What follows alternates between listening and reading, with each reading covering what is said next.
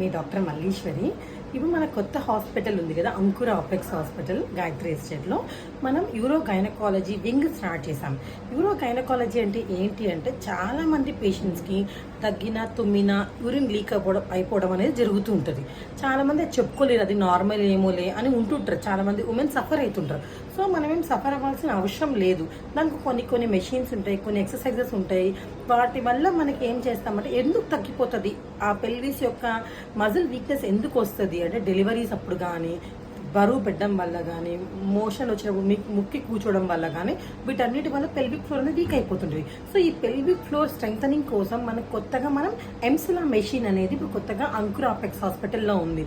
So urologist and gynaecologist ఇద్దరు combine చేసుకొని so మనం ఈ పెల్విక్ ఫ్లోర్ని రిపేర్ చేయడం కానీ, మెషిన్స్తో కానీ, లేదా సర్జరీ ఉంది ట్రాన్స్ ఆపరేటర్ టీఎఫ్టీ అని ఉంటుంది, ట్రాన్స్ ఆపరేటర్ టేపింగ్ కానీ, ఇవన్నీ చేయడం వల్ల ఉమెన్ వాళ్ళ యొక్క ఈ ప్రాబ్లం నుంచి వాళ్ళు బయటపడచ్చు.